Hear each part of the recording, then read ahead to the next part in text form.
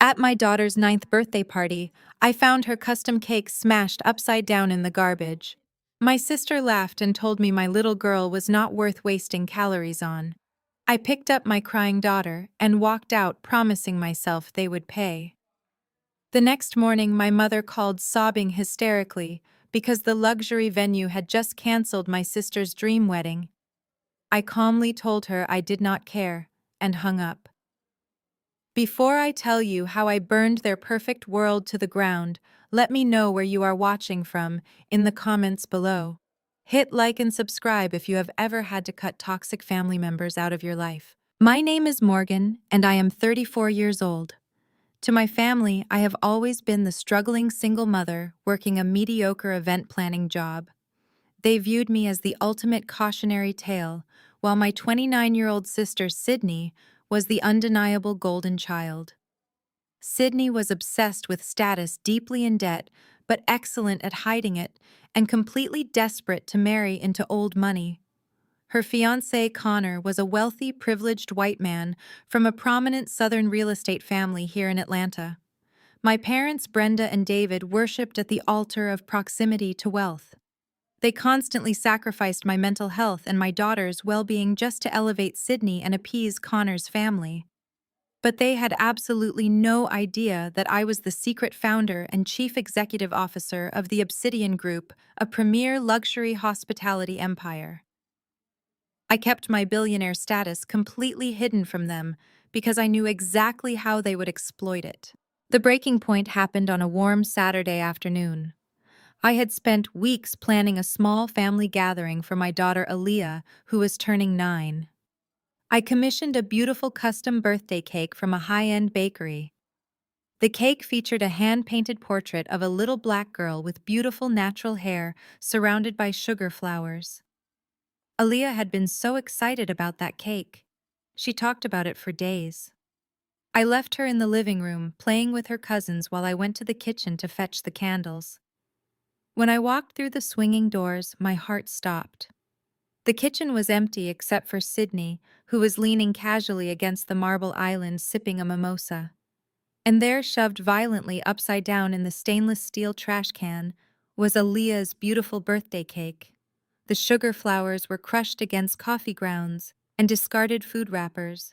Aaliyah walked into the kitchen right behind me and saw the ruined cake in the trash. Her small shoulders began to shake and silent tears streamed down her face. She did not even scream because growing up around my family had already taught her to swallow her pain. I pulled my daughter against my side, my blood turning to pure ice. "What did you do?" I asked, my voice dangerously quiet. Sydney took a slow sip of her drink and rolled her eyes. "I needed space in the refrigerator, Morgan. My imported Parisian macarons arrived early for the wedding tasting tomorrow. I could not risk them getting ruined next to that cheap grocery store disaster." I stared at her in absolute disbelief. "It was a custom cake for your niece's birthday. You threw it in the garbage." She scoffed and waved her manicured hand dismissively. "Please do not be so dramatic. It is just sugar and flour." Besides, she was not worth wasting calories on anyway. You can bake her some cupcakes later if you really care that much. Before I could react to the sheer cruelty of her words, the kitchen doors swung open again. My parents, Brenda and David, bustled into the room. I fully expected them to reprimand Sydney for destroying their granddaughter's birthday cake. Instead, my mother gasped and rushed straight toward Sydney. "Oh, honey, you have frosting on your hem." My mother fretted, pulling a wet wipe from her purse. She completely ignored Aaliyah, who was sobbing quietly against my leg. My mother meticulously cleaned a tiny smudge of pink frosting off Sydney's designer dress, treating it like a national emergency. "Mom," I said, my voice trembling with suppressed rage. "Sydney just threw Aaliyah's birthday cake in the trash because of her wedding desserts." My mother finally looked up, but her expression held zero sympathy for her crying granddaughter. "Morgan, do not cause a scene in my kitchen," she hissed sharply. "Connor's parents are on their way over right now for a pre-wedding celebration. His family is very important and very traditional. We need everything to be absolutely perfect. You need to take Aaliyah out to the backyard right now. Both of you look a complete mess, and your negative energy is going to ruin the atmosphere. My father David crossed his arms and nodded in agreement. Listen to your mother Morgan. Sydney is under a lot of pressure marrying into that family. You know how Connor's parents judge things. We cannot have them walking in here and seeing you throwing a tantrum over a piece of cake. Take the child outside and stay out of the way until they leave. They were hiding us. They were tucking me and my beautiful, intelligent daughter away like dirty secrets, just so they could project a flawless image to a wealthy white family that barely tolerated them. A lifetime of microaggressions, blatant favoritism, and emotional neglect finally crystallized in my mind. I looked at my mother hovering over Sydney like a protective shield. I looked at my father, who was already checking his watch to anticipate his important guests. I bent down and picked up Aaliyah, holding her securely in my arms. I wiped the tears from her cheeks and kissed her forehead. Then I looked dead into my mother's eyes. I did not yell. I did not cry. I spoke with a quiet, absolute certainty that made the entire kitchen fall dead silent. This family is dead to me, I said. Without waiting for a response, I turned around and walked out the back door. I carried my daughter straight to my car, buckled her in, and drove away from that toxic house. I did not take her home to cry.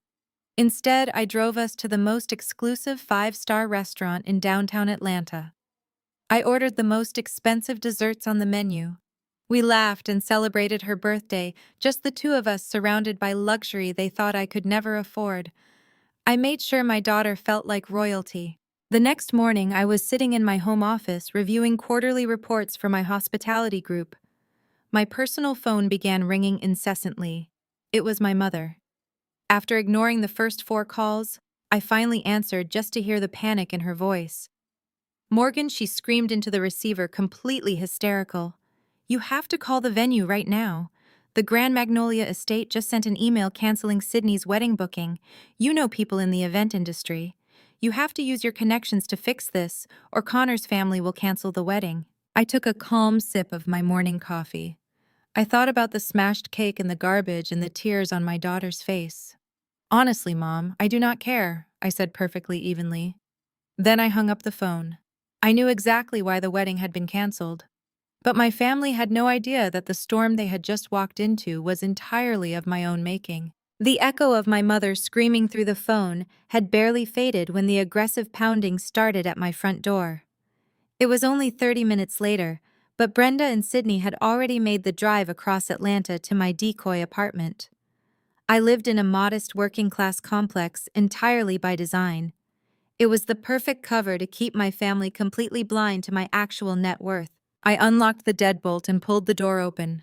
My mother pushed her way inside, without an invitation, dragging a hysterical Sydney behind her. Sydney was wearing a silk designer tracksuit that she definitely could not afford on her salary.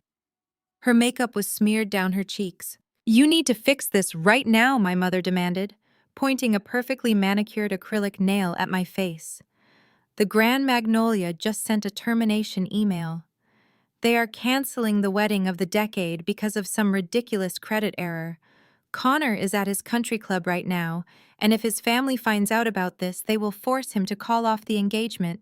You know how those wealthy white families are about financial scandals. I leaned against my cheap laminate kitchen counter and crossed my arms. I fail to see how any of this is my problem. Sydney stopped fake crying long enough to glare at me. It is your problem because you work in the event industry, Morgan. You are a caterer or a planner or whatever little gig you do.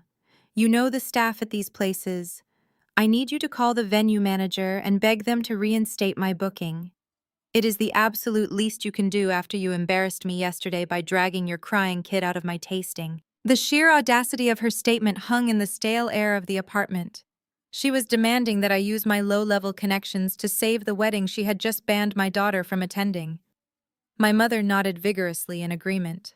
Your sister is giving you a chance to make up for your behavior, my mother said. Call whoever you need to call. Tell them you will work their next 3 corporate events for free if they just restore the reservation. We cannot let Connor's family know we have money issues. His parents already look down on us enough. If we lose this venue, we lose the marriage. I looked at the two of them standing in my tiny decoy kitchen, completely consumed by their desperate need to impress a family that barely viewed them as equals. I did not yell. I simply walked over to the front door and opened it wide. "Get out," I said quietly. My mother gasped, stepping back as if I had struck her. "You are going to let your sister's future fall apart out of pure jealousy." "Fix your own mess," I replied. "I am not lifting a single finger for a woman who throws my daughter's birthday cake in the garbage." I shut the door right in their faces and locked the deadbolt. I could hear my mother yelling through the thin wood, threatening to disown me forever. But her words meant absolutely nothing. As soon as their footsteps faded down the hallway, I walked into my bedroom and pulled my encrypted secure laptop from its hidden safe. I opened my private communications portal and initiated a direct call to my executive assistant at the corporate headquarters of the Obsidian Group. Her name was Jasmine, and she was one of the sharpest young executives in the hospitality industry. "Good morning, Madam CEO," Jasmine answered on the first ring. "Jasmine, I need you to pull up the flagged file for the Williams-Thornton wedding scheduled at the Grand Magnolia Estate. Tell me exactly why our anti-fraud department canceled the booking this morning." I heard the rapid clicking of a keyboard on the other end of the line. "Yes, ma'am, I have it right here." The system triggered an automatic cancellation at 6 in the morning. The client bypassed our standard 3-year wait list by applying for our premium elite tier credit line. However, the secondary verification process failed. The financial team detected a severe anomaly in the primary account holder's application. "Send the contract to my secure server right now," I instructed. A notification popped up on my screen a second later. I opened the digital PDF of the venue contract and zoomed in on the signature line. My blood ran completely cold, but my mind became razor sharp. Sydney had not just booked a venue she could not afford. She had actively committed federal identity theft. There, on the glowing screen of my laptop, was my own full legal name, my exact date of birth, and most importantly, my highly protected social security number. Sydney had forged my signature to secure a $150,000 line of credit. The pieces of the puzzle clicked together with sickening clarity.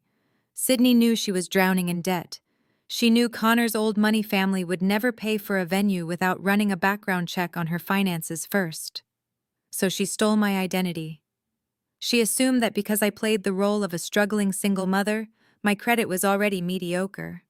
She figured that when she inevitably defaulted on the massive 6-figure venue bill, the debt collectors would simply come after me. In her mind, I was just a disposable shield she could use to protect her fragile, wealthy image. This was not just a new low. This was an escalation of a childhood pattern. I remembered when we were teenagers, and Sydney stole my entire summer savings to buy a designer dress for homecoming. When I caught her, my mother told me to let it go because Sydney needed to look good for her wealthy friends, and I never went to parties anyway. This was the exact same mindset, just elevated to a federal felony. I picked up my phone and dialed another number. This time I called Vivian, my ruthless corporate attorney. Vivian had been with me since the beginning, and she handled all of my personal and business litigation with absolute precision. "Vivian," I said the moment she answered, "I just forwarded you a contract from the Magnolia property. Look at the primary applicant details." I listened to Vivian breathing on the other end of the line as she scanned the document. When she finally spoke, her voice was thick with barely contained fury. "Morgan, this is your sister.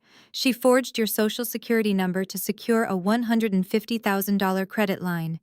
This is egregious wire fraud and felony identity theft. The bank will bury her." I stared at the forged signature on my screen.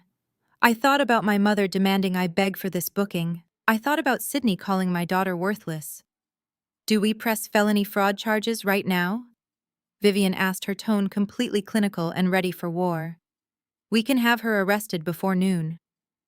I leaned back in my chair and let a slow, cold smile spread across my face. "No," I said softly. "Reinstate the booking. Let her fly as high as possible before I cut her wings." I had barely closed my laptop after giving Vivian the green light to reinstate the venue booking when another sharp knock rattled my front door. I assumed it was my mother and Sydney coming back for round two, having realized their intimidation tactics had failed. I walked over and pulled the door open, ready to threaten them with a trespassing charge, but it was not them. Standing in the hallway of my modest working-class apartment building was Connor. He looked completely out of place in his tailored navy suit and expensive Italian leather shoes. He was gazing at the peeling paint on my doorframe with an expression of thinly veiled disgust. Without waiting for an invitation, he pushed past me and stepped into my small living room. He did not bother taking off his shoes or asking how I was doing. He simply stood in the center of the room, surveying my decoy furniture like he was inspecting a charity project. I closed the door and leaned against it, folding my arms. "What do you want, Connor?" He let out a heavy sigh, adjusting his expensive silk tie before turning to face me. He reached into the inner pocket of his suit jacket and pulled out a pristine leather checkbook.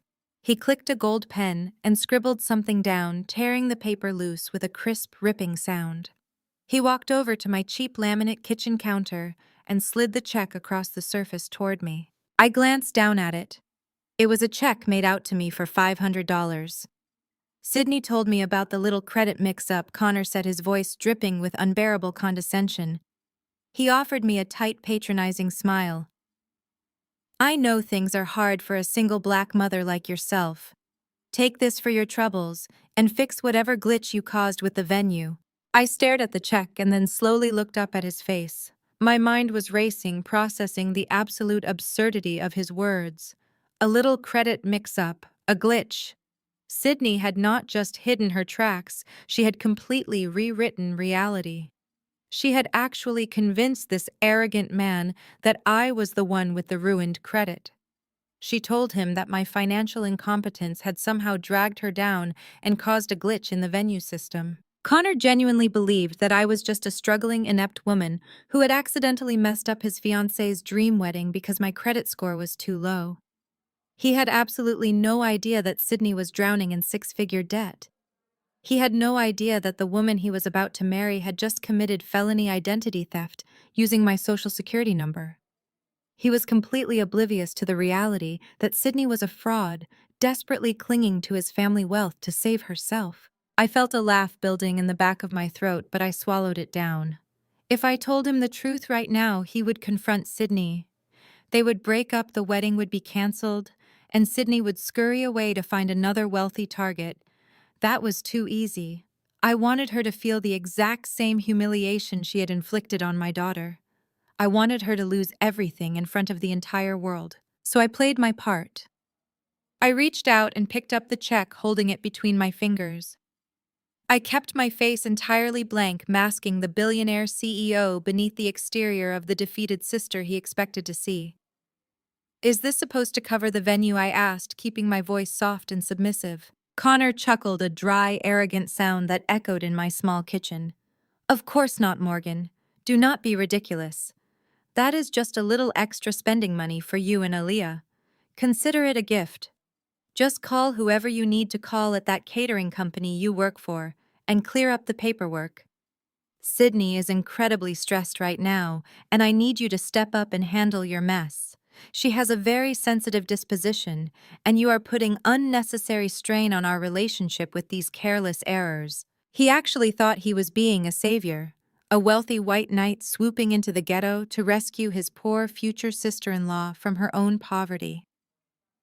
The racial microaggression, the absolute arrogance, the utter blindness to his own fiancée's manipulation, it was almost poetic. He was handing me $500, while his fiancée had just stolen $150,000 in my name to pay for his wedding. I folded the check carefully and slipped it into my pocket. "I will take care of the venue, Connor. You do not need to worry about the booking anymore. I have already made the call, and everything is perfectly in place." He clapped his hands together, looking incredibly pleased with himself. "Excellent. I knew you could be reasonable if someone just sat you down and explained things properly." He checked his heavy gold watch and headed toward the door, pausing with his hand on the brass knob. He looked me up and down, taking in my simple sweatpants and plain t-shirt. "Oh, one more thing," he added, his tone dropping to a serious command. "My mother expects you at the family dinner tonight at our country club. It is a very exclusive place. Dress nicely, Morgan. We do not want them thinking Sydney comes from poverty." He did not wait for my response. He simply opened the door and walked out, leaving me alone in the quiet apartment. I stood there for a long time listening to his heavy footsteps fade down the hallway. I reached into my pocket and pulled out the folded check. I stared down at Connor's arrogant, sprawling signature in blue ink. He had just officially tied his name and his bank account to my sister. He thought he was buying my compliance, but he had just handed me the final key to his own destruction. I walked over to the trash can and dropped his $500 check right on top of the garbage. Then I walked to my closet to find the perfect dress for dinner. He wanted me to dress nicely so his wealthy family would not think we came from poverty. I smiled coldly to myself. I was going to give them a night they would never forget. The drive to the Piedmont Country Club gave me plenty of time to compose myself. I pulled my rented sedan up to the valet stand, deliberately leaving my custom-imported vehicle safely parked in my private garage across town. The valet opened my door, and I stepped out into the humid evening air, wearing a simple emerald green silk dress. It had no visible designer logos, but the cut and the fabric screamed quiet generational wealth to anyone who actually knew what to look for. My family, however, only recognized wealth if it was plastered in flashy, oversized labels. I walked into the private dining room and found them already seated beneath a massive crystal chandelier. Connor sat beside Sydney, who was draped in overly flashy jewelry, trying entirely too hard to look like she belonged in this room. Across from them sat Connor's parents. His mother wore an icy, practiced smile, and his father sat with the relaxed, sprawling posture of a man who believed he owned the entire building. My own parents, Brenda and David, sat at the edges of the table, leaning forward eagerly and laughing a little too loud at every mediocre comment Connor's father made. I took the only empty seat remaining at the far end of the table. Connor's mother immediately leaned forward, resting her chin on her hands, and fixed her pale gaze directly on me. "So, this is the older sister," she said, her tone coated in a thick layer of southern charm that did not even attempt to mask the harsh judgment underneath. "Sydney has told us so much about your unfortunate situation, Morgan. It is just so brave of you to raise a child completely without a father. I simply do not know how you manage it living in those types of neighborhoods." I looked at my mother, expecting at least a fraction of maternal defense.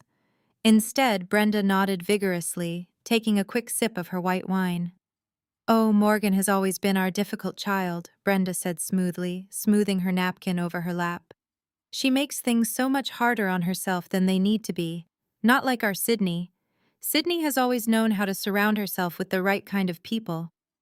My father David chuckled in agreement, adding that Sydney was the true blessing of their family.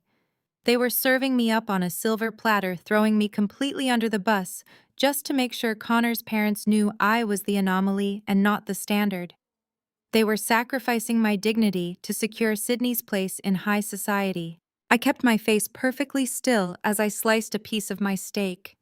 "I manage my life just fine," I replied, keeping my voice measured and entirely polite. "I actually prefer to rely on my own resources rather than depending on other people to fund my lifestyle." The subtle dig went completely over Sydney's head, but Connor's mother tilted her head slightly, her smile tightening. "You are so exceptionally articulate, Morgan," she said, blinking in feigned surprise. "You speak so well for someone with your specific background. Sydney mentioned you dropped out of the traditional corporate path. It is such a shame when potential is wasted." Connor's father cleared his throat, adjusting his expensive cufflinks before turning his attention to me. "Well, speaking of career paths, what exactly is it that you do, Morgan? I understand from the kids that you are in the service industry." Before I could even take a breath to answer, Sydney leaned frantically across the table, waving her fork to cut me off. "Morgan is just a struggling caterer." Sydney laughed nervously, casting a desperate, panicked look at Connor. "She helps out behind the scenes at local parties. Nothing major at all. She is definitely not in the corporate world like us. Just a little side hustle to keep the lights on, right, Morgan?" I looked at Sydney, watching the sheer terror dancing in her eyes. She was absolutely petrified that I would say something to ruin her carefully constructed illusion of wealth.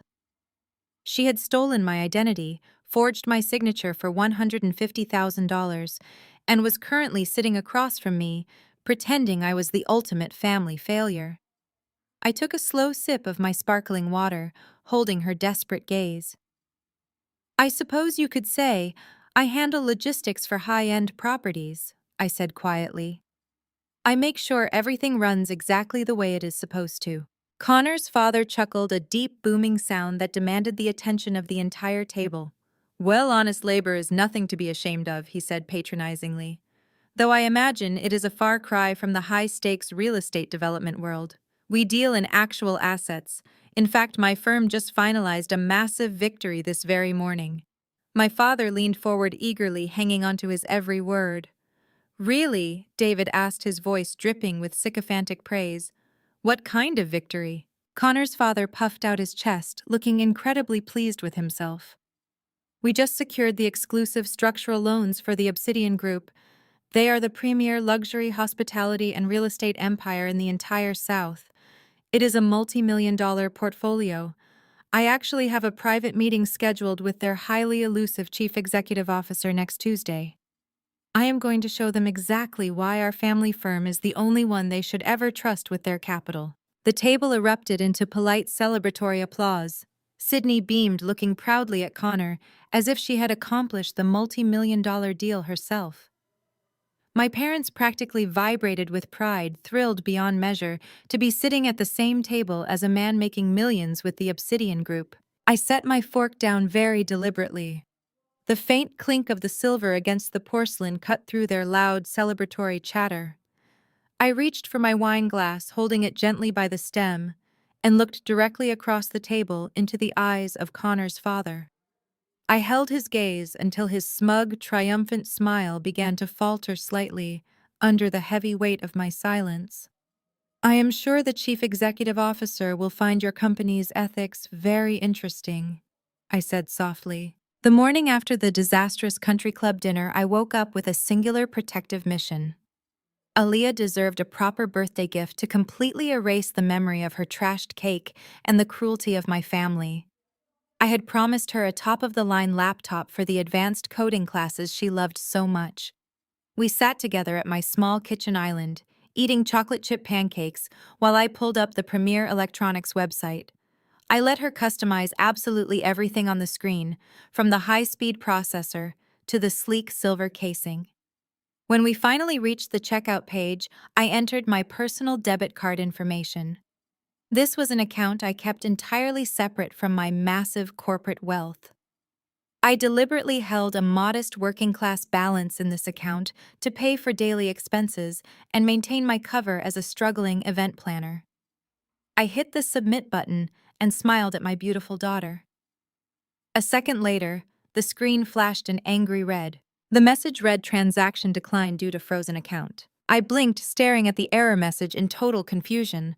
I pulled out my phone and quickly logged into my personal banking application. A giant red alert banner dominated the screen. My checking account, my small savings account, and even the modest college fund I had openly set up for Aaliyah were all completely locked. I felt a cold, heavy knot form in my stomach. I smiled tightly and sent Aaliyah to her room to play, telling her it was just a minor bank glitch and we would get her laptop later. The exact moment her bedroom door clicked shut, I sprinted to my secure corporate laptop. I bypassed the standard consumer banking interface and used Obsidian Group financial software to look directly at the routing history of my personal accounts. What I found made my blood run absolute ice. There was a massive, newly originated joint loan linked directly to my Social Security number. The loan was for a staggering $250,000. The secondary name on the account was Sydney Williams. But Sydney had terrible credit. She did not have the financial clearance to authorize a joint loan of this magnitude on her own. I scrolled down the digital document to the origination signature. The loan officer approval came from a very specific private wealth branch in downtown Atlanta. It was the exact branch where my father David had served as a senior regional manager before his retirement. I grabbed my car keys and drove straight to my parents' house, running 2 yellow lights in my fury. I did not bother knocking when I arrived. I pushed the heavy mahogany front door open and marched directly into my father's home office. David was sitting behind his expansive oak desk, leisurely polishing his expensive reading glasses. He looked up, acting completely unbothered by my sudden intrusion. I slammed a printed copy of the loan origination document directly onto his pristine desk blotter. I demanded to know why my personal accounts were completely frozen and why his signature was authorizing a fraudulent joint loan, tying my life to Sydney's extravagant wedding expenses. My father did not even flinch. He carefully placed his glasses on his face and looked at me with a cold, calculating expression. He leaned back in his leather executive chair and folded his hands over his stomach, showing absolutely zero remorse. He told me to lower my voice and show some respect in his house. He said that Sydney was marrying into the absolute elite of Atlanta society, and that weddings of this caliber required serious financial backing to maintain appearances. I asked him how he could justify using his former banking connections to push through a fraudulent loan under my name without my consent. David scoffed a harsh, dismissive sound that echoed in the quiet room. He said that Connor's family was expecting a certain standard of wealth, and that I was ruining it. He looked me up and down with total disgust. He told me that I had a fatherless child and a dead-end life. He said that my little event planning job was going nowhere, and that my clean credit history was the only useful thing I had left to offer this family. He actually leaned forward, resting his elbows on the desk, and told me that I owed my sister this sacrifice. He stated that Sydney was elevating the entire Williams family name, while I was just a lingering embarrassment dragging them down. I stood there frozen in disbelief, listening to the man who was supposed to protect me casually justify ruining my financial future so his favorite daughter could buy imported orchids and custom designer gowns. I asked him what would happen when Sydney inevitably defaulted on a massive loan she had absolutely no intention of paying back. David simply waved his hand in the air. He told me I would just have to work a few extra shifts catering parties to cover her monthly minimums. He told me to stop being so deeply selfish and to think about the family legacy for once in my miserable life. I realized in that exact moment that he truly viewed me and my daughter as acceptable collateral damage. We were nothing but stepping stones for Sydney's desperate social climb. I did not scream. I did not throw things. I simply turned around and walked out of his office, leaving him sitting there in his arrogant delusion. I was halfway to my car when my phone vibrated heavily in my pocket. It was Vivian, my high-powered corporate attorney. I answered the call, fully expecting her to tell me she had successfully frozen the fraudulent loan. Instead, Vivian sounded breathless and genuinely alarmed, which was entirely unlike her. She told me I needed to sit down immediately. I got into my car and locked the doors, demanding to know what was wrong. Vivian explained that she had just pulled the deep background files on the loan David pushed through his old bank contacts. She said David did not just use my decoy checking accounts as a guarantee. Because my authentic social security number was attached, the bank software had automatically pulled my broader asset portfolio to collateralize the massive amount Sydney borrowed. Vivian took a shaky breath and delivered the terrifying news. The fraudulent loan David authorized used the deed to my actual $5 million mansion as collateral. The bank had somehow pierced the veil of the holding company I used to maintain my extreme privacy. Vivian said that the paperwork was so aggressively and maliciously structured by my father that if Sydney missed even one single payment on her ridiculous wedding debt, the bank had the immediate legal right to foreclose on my home. I sat in the silent car, gripping the leather steering wheel until my knuckles turned white. My father had not just stolen my money. He had literally handed the roof over my daughter's head to my sister. I sat in the silent car, gripping the leather steering wheel until my knuckles turned white. My father had not just stolen my money. He had literally handed the roof over my daughter's head to my sister. The sheer magnitude of his betrayal should have crushed me. It should have sent me spiraling into a panic trying to figure out how to save my home from my own flesh and blood. But the panic never came. Instead, a slow and terrifyingly calm clarity washed over my entire body. I realized that my father had made a fatal miscalculation. He thought he was dealing with the helpless little girl he used to bully. He forgot that a cornered animal is dangerous, but a cornered predator is absolutely lethal. I took a deep breath and picked up my phone, putting Vivian back on speaker. I told her to wipe the slate clean because we were no longer just playing defense. We were going on the offensive. I instructed her to contact the acquisitions department at the corporate headquarters of the Obsidian Group immediately. I wanted them to locate the exact private wealth branch in downtown Atlanta that David had used to process the fraudulent loan. My father thought he was so clever using his old retired banking connections to push through a back-channel approval. He failed to realize that in the world of high finance, money always flows upward, and I was sitting at the very top of the food chain. I told Vivian to deploy our discretionary corporate capital and execute a hostile buyout of that branch's entire high-risk debt portfolio.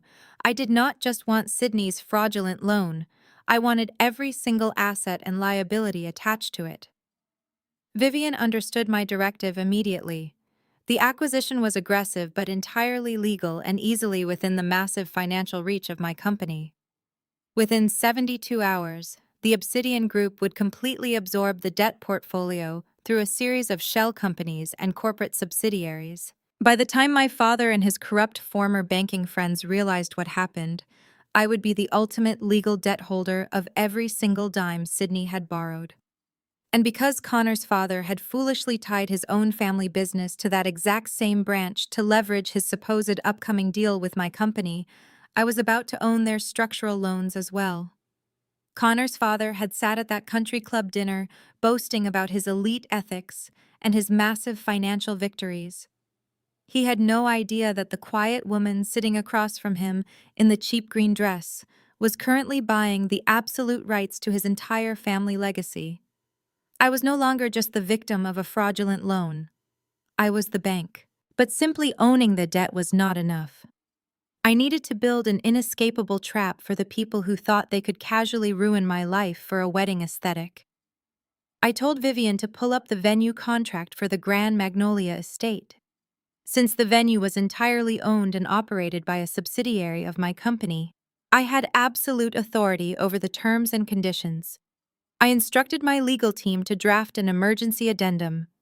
It was a highly specific restructuring of the client agreement designed entirely for Sydney and Connor. We inserted an ironclad fraud and liability clause buried deep within the tedious legal jargon that entitled people never bother to read. The clause explicitly stated that if any financial fraud, identity theft, or malicious misrepresentation was detected on the part of the primary account holder, the CO signer would be held unconditionally liable for the full extent of the damages. This included aggressive corporate penalties, asset seizure, and complete financial forfeiture. Sydney was the primary applicant, using my stolen identity and my forged signature. Connor was the co-signer, who had proudly put his name on the dotted line to secure the luxury booking for his fragile fiancée. Once they signed that addendum, Connor would be legally bound to total financial ruin the second Sydney's fraud was exposed to the authorities. He would lose his trust fund, his savings, and his pristine family reputation, all because he wanted to marry a woman who viewed my destruction as an acceptable wedding expense. Vivian sent the digital addendum to Sydney, and Connor disguised as a routine security update required by the venue's new management system. I sat at my kitchen island drinking a cup of dark roast coffee and watching the tracking software on my secure laptop. It only took them 20 minutes to open the email. They did not even bother to read the terms. The digital signatures appeared on the screen in bright green ink, validating the new contract. Connor and Sydney had just locked themselves inside a burning building and willingly handed me the only key. The very next afternoon, my phone rang. The caller ID showed an international number originating from Mexico. Sydney had flown down to Cabo San Lucas for her extravagant bachelorette weekend. It was an ultra-luxury trip entirely funded by the $150,000 credit line she had stolen from me. I answered the call, letting the silence stretch for a moment. Morgan Sydney yelled over the sound of loud club music and splashing pool water. Her voice was slurred with expensive tequila and sheer unadulterated entitlement. Listen to me closely. Connor just told me about the little venue addendum we had to sign this morning. I do not know what kind of cheap administrative game you are playing over there, but you need to stop making things difficult for us. I listened to the background noise of her friends laughing and clinking glasses. I am just doing my job, Sydney, I replied, keeping my voice completely hollow and submissive, playing the part of the defeated sister she expected me to be. Well, do it better. She snapped, her tone dripping with venom. I am sitting in a private oceanfront cabana right now, living the life I actually deserve. I do not have time to deal with your low-level catering drama. You need to make absolutely sure my venue is spotless for the wedding, Morgan. Try to be useful for once in your pathetic life and do not mess this up for me, for... She hung up the phone without waiting for a reply. The dial tone echoed in my quiet kitchen. I looked down at the glowing screen of my laptop, where the finalized legal documents proved that I now owned her debt, her future, and her fiancé's entire family fortune. I took a slow sip of my coffee, letting a cold, genuine smile spread across my face. I was going to make sure her wedding was an event that absolutely no one would ever forget. Sydney was completely unaware that with a few careless words and stolen dollars, she had just signed her own financial death warrant. The silence in my kitchen was broken the next morning by a sharp, aggressive knock on the decoy apartment door. I set my coffee down and walked over to look through the peephole. It was my mother, Brenda. I opened the door and she immediately pushed her way inside, bringing the overpowering scent of her expensive department store perfume into my small living room. She did not even say hello or ask how my morning was going. She just dropped her designer handbag onto my cheap sofa and turned to face me with a strained, artificial smile. She told me she had wonderful news. Sydney and Connor had graciously decided to allow Aaliyah to be the flower girl in the wedding. She said it was a huge concession on their part, considering the strict aesthetic requirements of such a high-profile event. I crossed my arms and waited for the catch, knowing my mother never offered a single thing out of pure kindness. Brenda sighed heavily, adjusting her silk scarf as if she were burdened by my existence. She said that because the wedding was being photographed for a major bridal magazine, Aaliyah's flower girl dress needed to be custom-made by an exclusive designer. The dress, the professional hairstyling, the makeup, and the matching accessories would cost exactly $5,000. She held out her manicured hand and told me I needed to write her a check right now so she could secure the fitting before the boutique closed for the weekend. I stared at her, completely repulsed by the sheer audacity of her demand. I told her I would absolutely not pay $5,000 for a dress a 7-year-old would wear for exactly 1 hour. I told her Aaliyah did not need custom professional makeup to walk down an aisle, and I was not going to fund Sydney's superficial vanity project. Brenda crossed her arms and glared at me, telling me I was ruining my daughter's only chance to be part of high society. She said I was selfishly holding Aaliyah back just because I was bitter about my own pathetic life. She told me that Aaliyah needed to look acceptable so Connor's wealthy family would not judge them for having poor relatives. Her voice grew louder and more vicious with every word she spoke, echoing off the thin walls of the apartment. Before I could kick her out of my apartment, I heard soft crying coming from the hallway. Aaliyah had woken up and heard my mother yelling about how she was not good enough for the wedding. My heart broke seeing her small face wet with tears standing in the doorway in her pajamas. I turned my back on my mother, ignoring her entirely, and walked over to my daughter, scooping her up into my arms.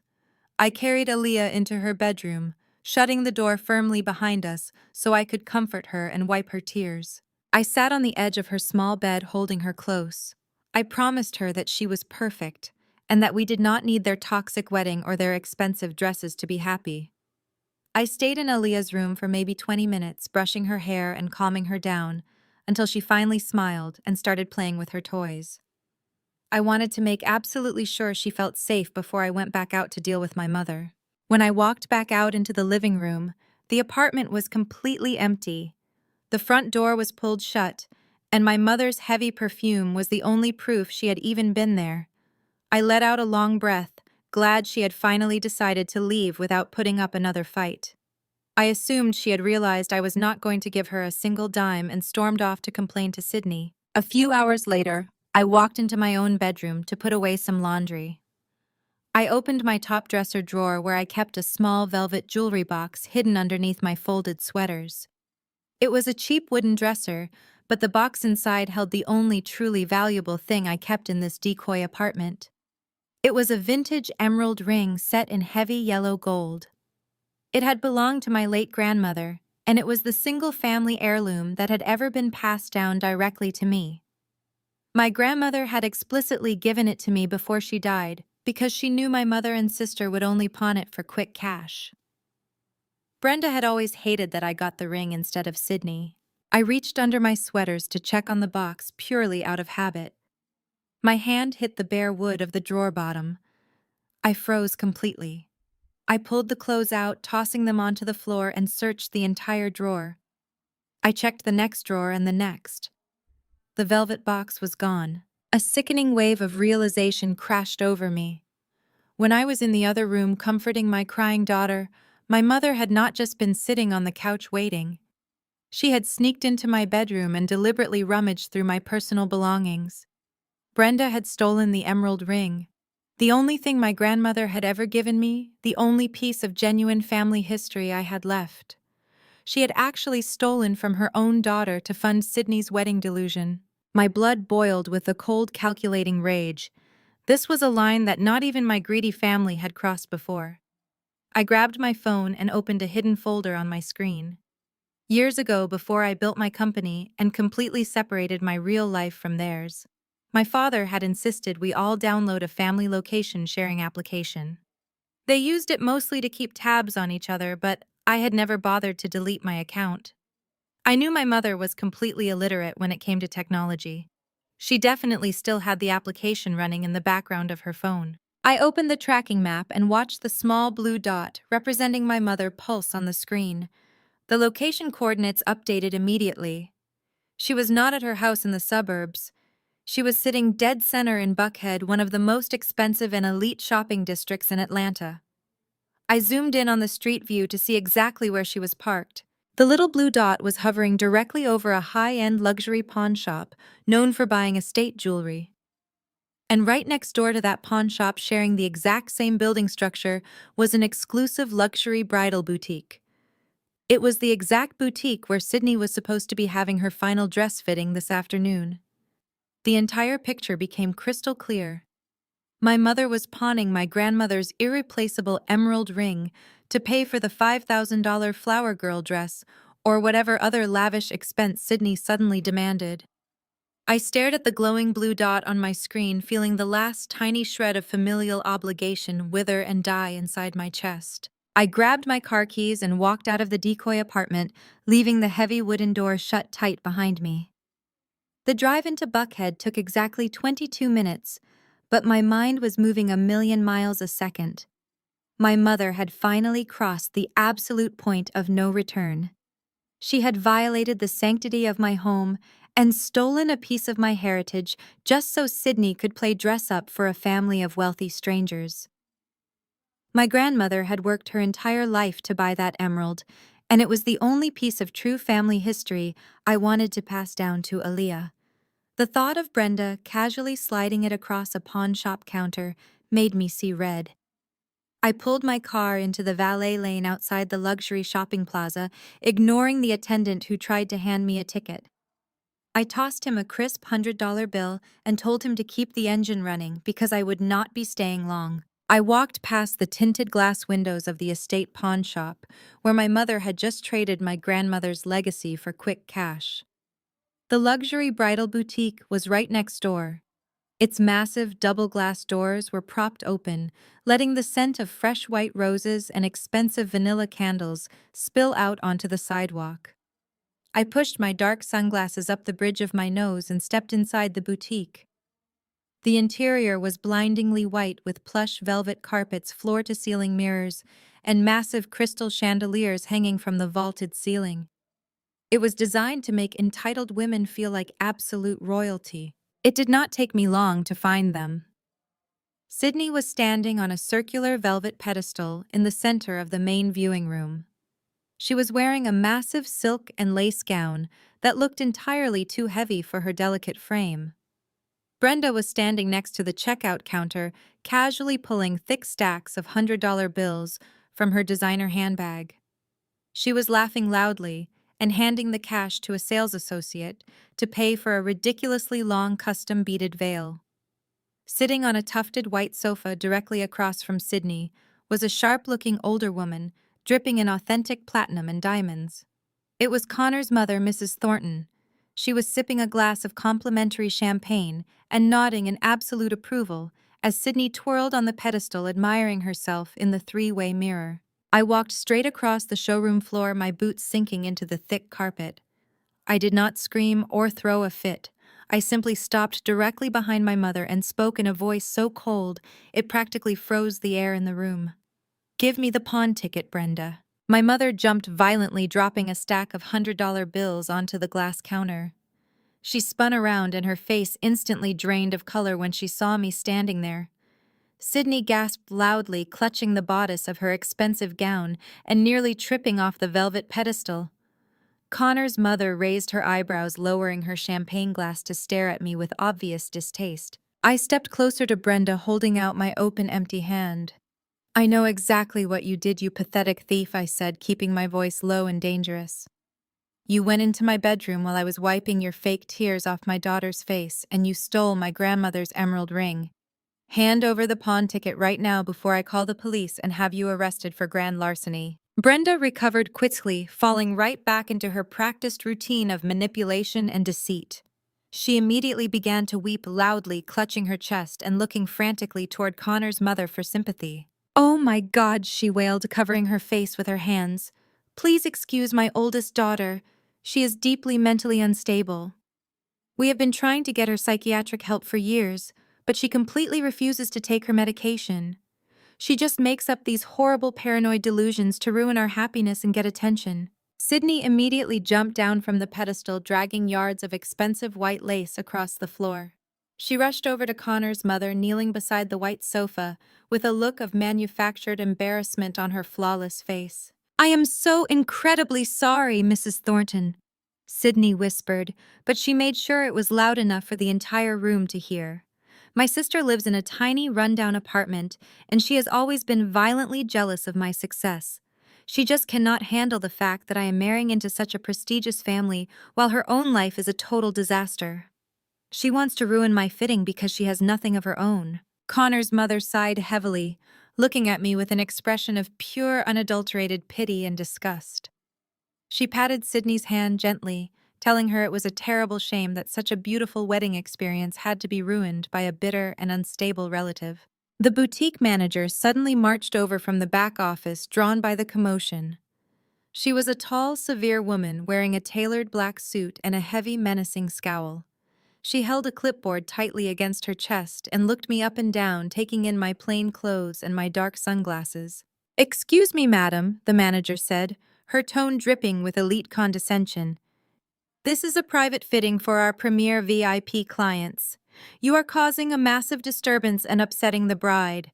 I am going to have to ask you to leave my boutique this instant, or I will have mall security physically drag you out onto the street." I slowly lowered my outstretched hand. I turned my head to look directly at the manager. I reached up and pulled my dark sunglasses off my face, staring into her eyes with a look of absolute authority. The manager stopped breathing. She blinked once and then twice.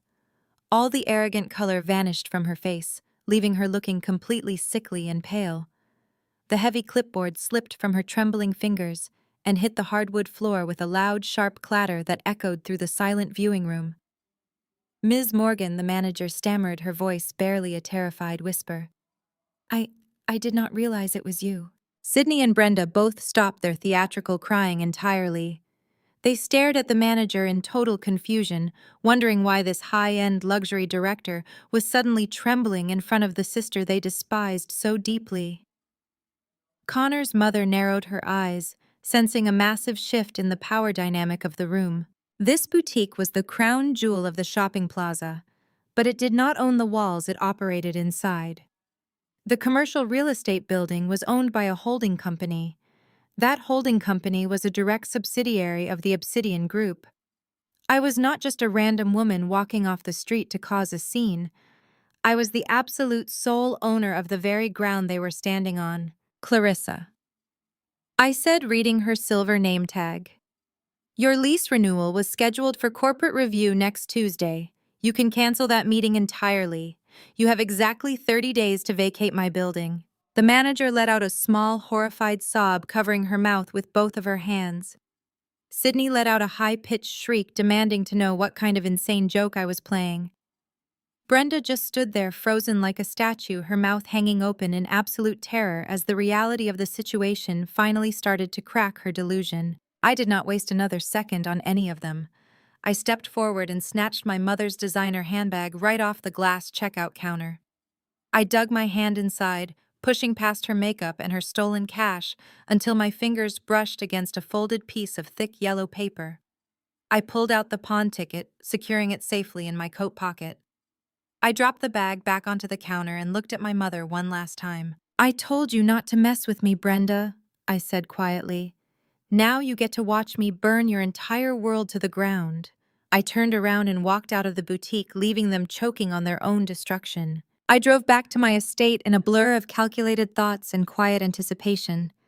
24 hours later, the sun began to set over the sprawling grounds of the Grand Magnolia estate. It was the night before the wedding, and the official rehearsal dinner was in full swing.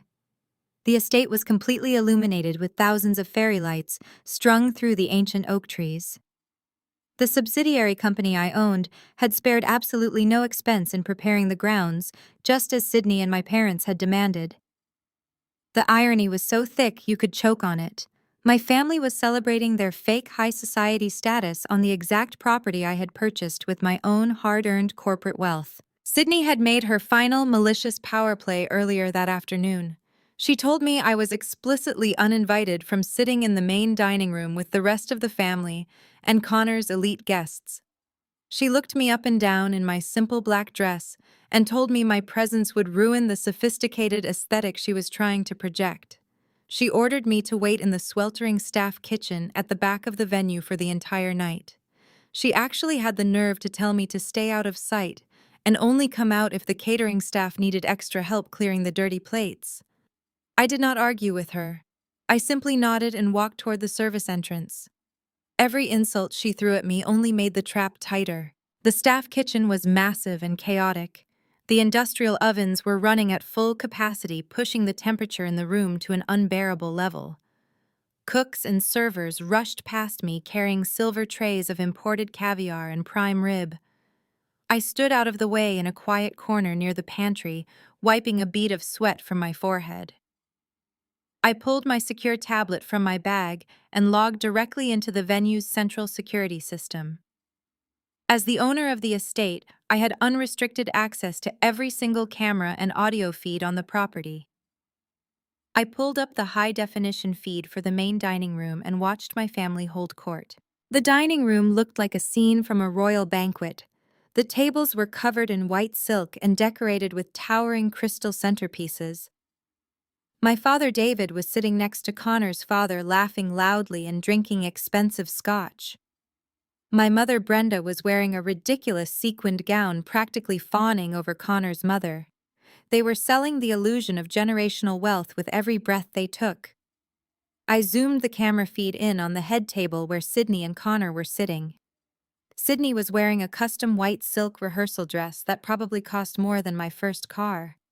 She was leaning into Connor and whispering in his ear. I tapped the screen and isolated the audio feed directly above their table. The crystal-clear sound of their voices flooded through my wireless earpiece. They were looking in the direction of the kitchen doors, laughing quietly to each other. "Thank God your sister is not sitting with us tonight," Connor said, taking a sip of his champagne. "She does not belong in our world at all," Sydney giggled, leaning her head on his shoulder. "I know, baby," she replied, her voice dripping with absolute venom. "I could not risk having her out here embarrassing us in front of your parents. She is a born loser. She has always been a complete failure and she will never amount to anything." I listened to them tear me apart while they drank the champagne I had technically paid for. I did not feel a single ounce of sadness. I did not feel the familiar sting of rejection that used to paralyze me when I was younger. I just stared at the screen, watching them celebrate their impending doom. They were so blinded by their own arrogance that they could not see the massive financial guillotine hanging directly over their heads. I closed the security feed and slipped the tablet back into my bag. A few minutes later, the heavy swinging doors of the kitchen burst open. Sydney strutted into the sweltering room, leaving a trail of expensive perfume in her wake. The catering staff parted ways to let her through, staring at her immaculate white silk dress in the greasy kitchen environment. She completely ignored them and marched straight over to my corner. The heat of the ovens instantly made her perfectly styled hair go flat, but she did not seem to care. She was on a mission to completely break my spirit before her wedding day. She stopped in front of me and reached into her designer clutch. She pulled out a folded piece of thick stationery paper and shoved it directly against my chest. I took the paper and unfolded it. It was an invoice from the luxury bridal boutique. The total amount due was a staggering $10,000. She had gone back to the boutique after our showdown and added a secondary custom reception dress and a mountain of designer accessories to her tab. "You embarrassed me at the boutique yesterday," Sydney hissed, her face turning red with anger. "I want this entire bill paid by tomorrow morning, or I will tell Connor's family you stole from Mom." I looked down at the invoice and then back up at her angry face. I asked her why she thought I would ever pay $10,000 for her wedding accessories after she banished me to a hot kitchen. Sydney smiled a cruel and ugly smile that distorted her pretty features. "Because if you do not pay it by tomorrow morning, I am going straight to Connor's family," she threatened. "I am going to tell them that you are a desperate thief. I am going to tell them that you broke into our mother's house and stole her antique emerald ring to pawn for your own selfish debts. I will make sure everyone in Atlanta knows you are a criminal, and you will never be able to show your face in public again." She actually thought she held all the cards. She thought the threat of a fabricated scandal would terrify me into submission. She had absolutely no idea that I already held the pawn ticket for that exact ring safely locked inside my corporate vault. She had no idea that her mother was the actual thief. She had no idea that her perfect fiancé had signed a contract making him liable for this exact type of fraud. I stood in the sweltering kitchen, holding the $10,000 invoice in my hand. The intense heat of the room felt like nothing compared to the cold, absolute certainty radiating through my veins. I looked Sydney straight in the eyes and I let a slow and genuine smile spread across my face. It was the kind of smile that should have terrified her if she had possessed even an ounce of self-awareness. "I will handle the bill tomorrow. I promise," I told her, keeping my voice dangerously soft and calm. Sydney smirked, thinking she had won. She turned on her expensive heels and marched out of the hot kitchen back to her lavish party, completely oblivious to the fact that tomorrow was going to be the absolute worst day of her entire life. I walked out of that sweltering kitchen with the $10,000 invoice clutched tightly in my hand, the humid night air cooling the sweat on the back of my neck. I did not go back to my decoy apartment. I got straight into my car and drove directly to the towering glass and steel skyscraper that housed the global headquarters of the Obsidian Group. The city lights reflected off the sleek, dark facade of my building as I pulled my car into my reserved underground parking space. I walked past the night security team and took the private executive elevator directly to the top floor, where the entire city spread out beneath me like a glittering chessboard. I walked through the silent, polished corridors until I reached our secure tactical command center. The room was massive and bathed in the cool blue glow of dozens of digital monitors displaying real-time market data, routing numbers, and heavily encrypted legal files. Vivian was already there, pacing in front of the primary display screen, wearing a sharp charcoal suit and looking exactly like a predator about to strike. I walked over to the massive mahogany conference table and placed Sydney's crumpled $10,000 boutique invoice flat onto the pristine surface. Vivian stopped pacing and leaned over to examine the piece of paper. A slow, predatory smile spread across her face. She looked up at me and said this was exactly what we had been waiting for all night. Vivian explained that by physically handing me this invoice and threatening me with a fabricated scandal involving stolen family property, Sydney had just escalated her sloppy crimes from simple identity theft to felony extortion and federal wire fraud. Because Sydney used interstate banking lines to process the initial fraudulent loan and was now attempting to blackmail me into paying for her excessive bridal accessories, Vivian had everything she needed to completely bury my sister. The trap was no longer just a financial inconvenience to ruin her big day. It was a direct, heavily documented path to a federal indictment. Vivian tapped a few keys on her secure tablet, and the massive wall monitors shifted from scrolling market data to highly classified financial profiles. She had spent the entire evening preparing a thick stack of digital warrants, emergency injunctions, and immediate foreclosure notices. It was finally time to pull the trigger on every single snare we had set. I stood in front of the glowing screens and gave Vivian the absolute authorization to begin the slaughter. The first target was my father. David thought he could use his old banking connections to leverage my actual mansion for Sydney's wedding debt. He thought he could gamble with my home to buy his favorite daughter a custom veil. So I instructed Vivian to execute an immediate and total freeze on all of David's retirement accounts, his offshore savings, and his monthly pension disbursements. We filed an emergency fraud injunction, citing his unauthorized use of my Social Security number, to initiate the fraudulent wedding loan. The banking algorithms worked flawlessly and automatically locked him out of his entire life savings. He would wake up tomorrow morning completely destitute without a single dollar to his name. But I was not finished. I turned my attention to Connor's family.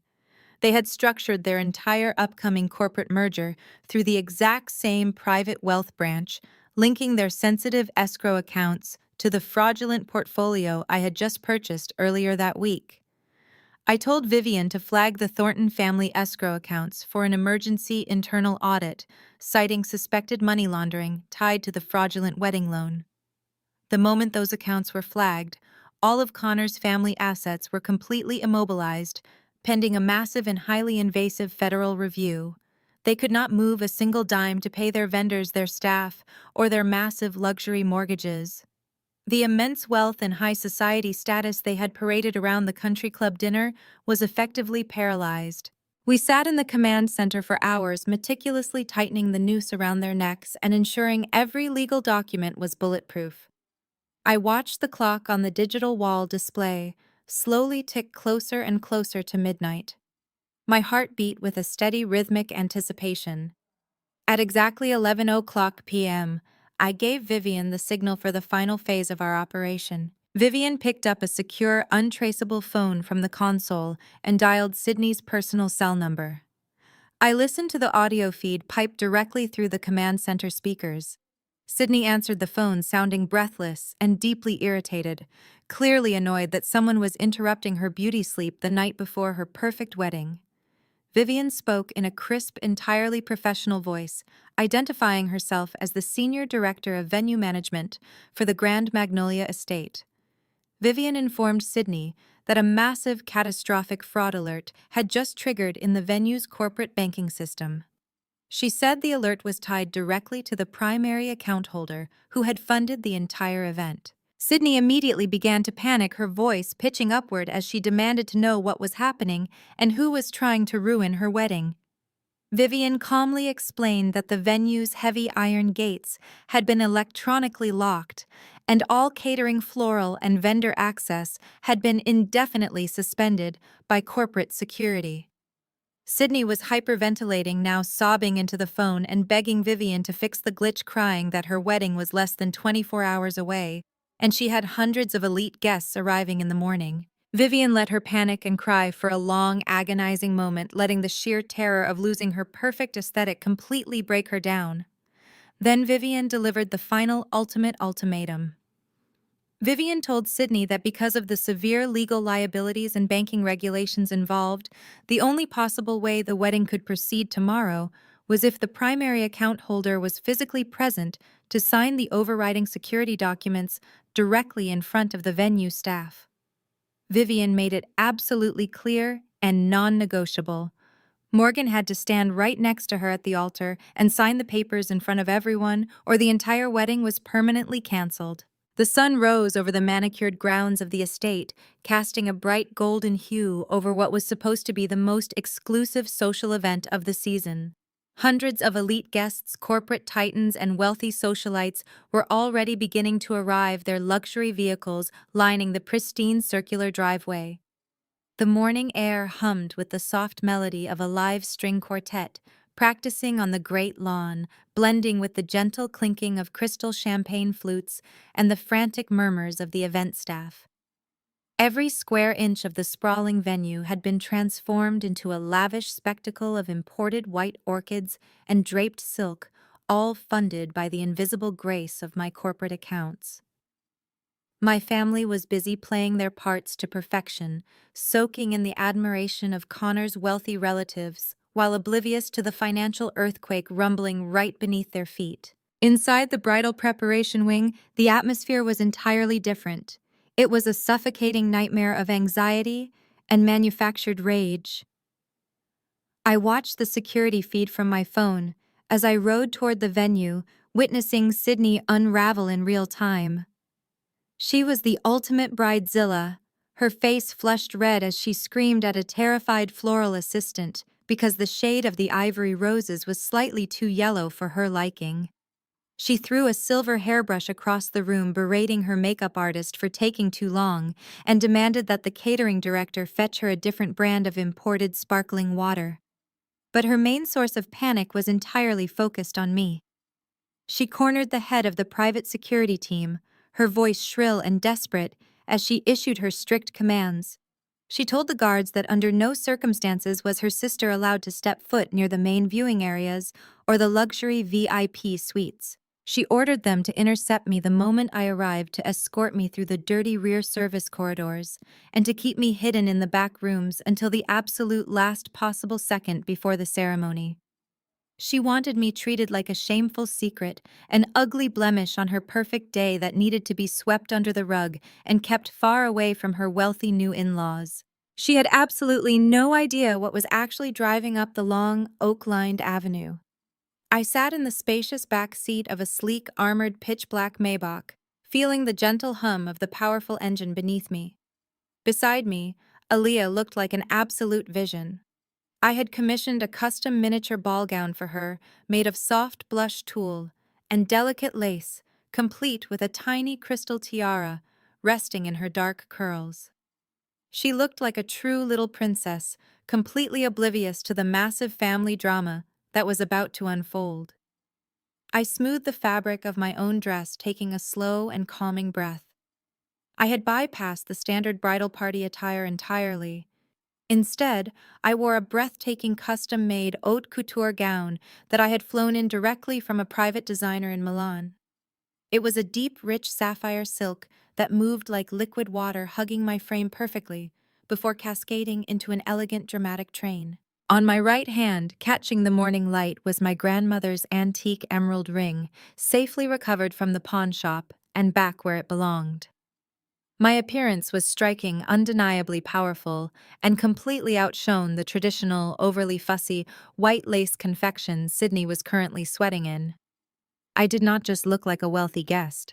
I looked like the woman who owned the entire world they were desperately trying to conquer. The Maybach did not pull around to the cramped service entrance at the back of the estate. My driver bypassed the regular valet line completely and glided right up to the velvet-roped VIP entrance at the front of the grand manor. The heavy doors of the vehicle opened, and the morning breeze caught the heavy silk of my gown as I stepped out onto the pristine paving stones, holding Aaliyah's small hand in mine. A collective hush seemed to fall over the immediate area as guests and staff turned to look, utterly captivated by the sudden, overwhelming display of quiet authority. I walked toward the grand glass doors of the VIP wing, my heels clicking sharply against the stone. Before I could even reach the brass handles, the doors flew open. Connor stormed out onto the patio, his face twisted in an ugly sneer. He had clearly been sent by Sydney to ensure I was handled properly and kept out of sight. He took one look at my sapphire gown, his eyes widening for a fraction of a second in absolute shock. before his arrogant, entitled nature took over. He marched directly into my path, completely ignoring Aaliyah, and pointed a harsh, accusing finger at my chest. He demanded to know what I thought I was doing, his voice loud and aggressive enough to draw the attention of the nearby socialites. He asked who let me anywhere near the VIP wing, telling me I was supposed to be in the back with the catering staff. He ordered me to turn around right now and go to the service entrance before he had me physically thrown off the property. I did not blink. I did not take a single step back. I just looked at him with a cold, unwavering stare, waiting for the trap to snap shut. Before I could even open my mouth to answer his pathetic demands, the heavy glass doors swung open again. The venue general manager, a stern, impeccably dressed man who ran the entire estate operations, rushed out onto the patio. He completely bypassed Connor, not even acknowledging the groom's existence. He stepped directly in front of me, smoothed the lapels of his tailored suit, and bowed slightly from the waist. His voice rang out loud, clear and perfectly respectful, echoing across the silent patio for Connor and every single elite guest to hear. "Good morning, Madam CEO," the manager said, gesturing toward the open doors.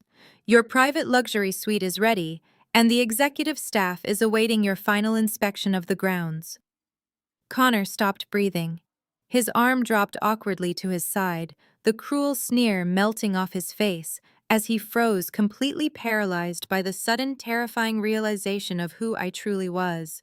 Connor stood absolutely frozen on the stone patio. His arm dropped awkwardly to his side, and the cruel sneer melted completely off his face. His brain was visibly short-circuiting, trying to process the words the general manager had just spoken. Madam CEO. The title hung in the morning air like a physical weight pressing down on his shoulders. He looked from the impeccably dressed manager to me, and then back to the manager again. His mouth opened, but no sound came out for a long, agonizing moment. He looked like a man who had just stepped blindly off a cliff and was suspended in midair, waiting to hit the ground. I did not break my eye contact with him or offer a single word to break the heavy silence. A senior estate server in a crisp white uniform stepped out onto the patio, holding a polished silver tray with crystal glasses. I reached out smoothly and took a glass of imported sparkling water. I took a slow, casual sip, savoring the cool, refreshing liquid, as I watched Connor struggle to comprehend his terrifying new reality. My sapphire silk gown caught the bright morning sunlight, and the antique emerald ring on my right hand flashed brilliantly. I looked entirely at peace while his entire world began to crumble around him. "What is he talking about?" Connor finally stammered, his voice completely stripped of all its previous arrogance and elite entitlement. "What do you mean, CEO? Who are you?" I took another slow sip of my sparkling water before answering him, keeping my voice perfectly level and calm. I told him that I was the founder and sole executive owner of the Obsidian Group. I explained very slowly and very clearly so his privileged mind could fully grasp the concept that my corporate holding company owned the luxury bridal boutique where his bride had purchased her custom veil. I told him my company owned the massive commercial real estate plaza in Buckhead. And finally I told him that my company owned the very ground he was currently standing on. I told him I owned the Grand Magnolia estate, and every single vendor currently working on the property answered directly to me. Before Connor could even formulate a single cohesive response to that massive revelation, the heavy glass doors of the VIP wing burst open again. Sydney rushed out onto the stone patio. Her face was flushed a deep, ugly red beneath her heavy professional bridal makeup, and she was breathing heavily. She had clearly been running around the venue in a total desperate panic, trying to figure out why the estate doors were electronically locked and why the catering staff had suddenly stopped taking her frantic orders. She stopped dead in her tracks when she saw me standing there looking like absolute royalty next to my beautiful daughter. Her eyes bulged as she took in my custom haute couture gown and the undeniable authority radiating from my posture. Then she saw Connor's pale, terrified face and the deferential posture of the general manager. Sydney immediately went into pure, desperate survival mode. She rushed over and grabbed Connor's arm, digging her manicured nails deep into his expensive tuxedo jacket. She tried to pull him away from me physically, placing herself between us, as if she could block out the truth with her expensive white silk dress. "Connor, you have to get away from her!" Sydney pleaded, her voice high-pitched and frantic with manufactured panic. "She is lying to you. She is completely crazy." "Connor, do not listen to a single word she says. She is a broke, pathetic loser who lives in a run-down tiny apartment. She probably paid this manager to play a sick joke on us to ruin our perfect day. She is just a jealous, bitter woman trying to steal my happiness." But Connor was not stupid. He was arrogant and entitled, but he had been raised in a family of ruthless corporate sharks. He knew exactly what real wealth and absolute untouchable power looked like, and he was looking right at it. He looked at my bulletproof Maybach idling quietly in the VIP driveway. He looked at the terrified, absolute respect on the general manager's face. And then he looked down at Sydney, who was trembling and sweating in her heavy wedding gown. I watched the exact moment the puzzle pieces finally clicked together in his mind. I could practically see his brain running through every single red flag he had previously ignored. He remembered the sudden emergency audit on his family's massive escrow accounts last night. He remembered the catastrophic fraud alert that had locked down the venue just hours ago, leaving them stranded and terrified in the middle of the night. He remembered all the times over the past few months when Sydney had frantically claimed there were banking glitches or credit mix-ups whenever it was time to pay a massive wedding deposit. He realized that the pathetic excuses about delayed wire transfers and frozen family trusts were just Sydney desperately hiding her tracks. He realized in one crushing, devastating instant that the woman he was about to marry had been lying to him about absolutely everything. Her wealth, her status, her family background. It was all a complete and total fabrication. Connor slowly reached up and peeled Sydney's manicured fingers off his tuxedo jacket.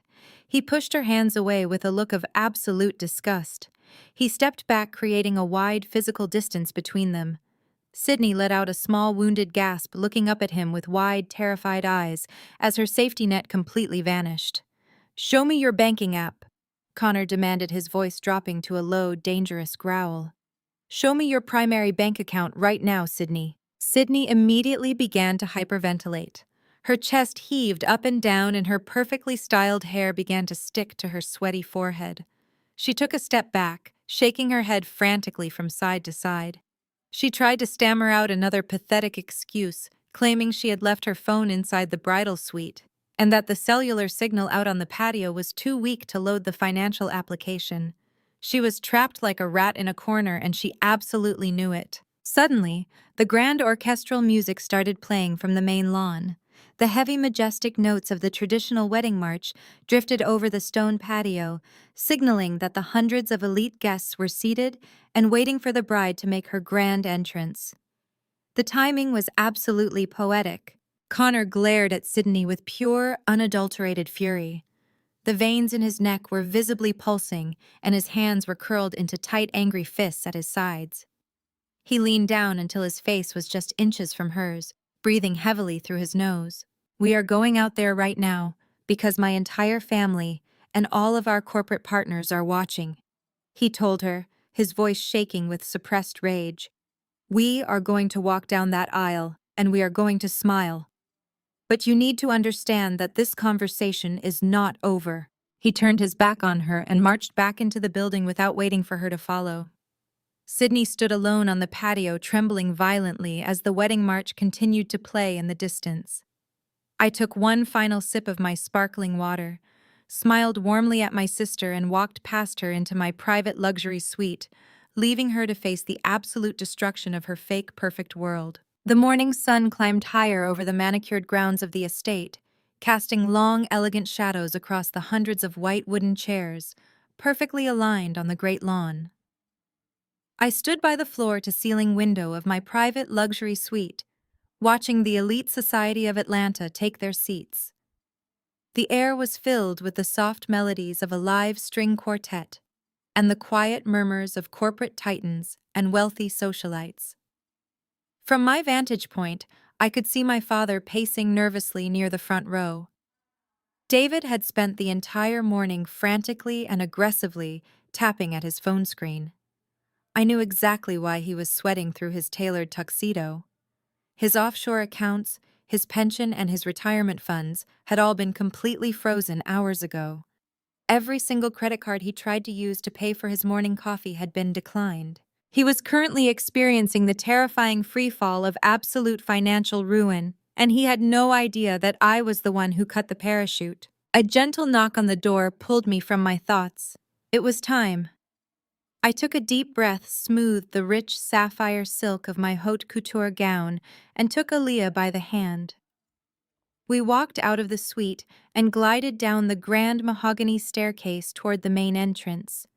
The venue coordinator gave me a deep, respectful bow as I approached the massive wooden double doors that led out to the ceremony lawn. The music shifted, signaling the start of the family procession. I stepped out into the bright sunlight and began my walk down the long white aisle. I was not part of the official bridal party, but as the unacknowledged sister and the secret owner of the estate, I commanded the space entirely. I walked with my head held high, projecting nothing but radiant, absolute confidence. My sapphire dress flowed like liquid water around my legs, a stark contrast to the sea of pastel colors worn by the other guests. Every single head turned to look at me. Whispers rippled through the crowd of elite attendees. Connor's parents sitting in the front row stared at me with a mixture of intense curiosity and profound confusion. They were mesmerized by the quiet, unquestionable authority I projected. I walked past my mother, who looked like she might physically pass out. Brenda was gripping her small clutch so tightly her knuckles were completely white.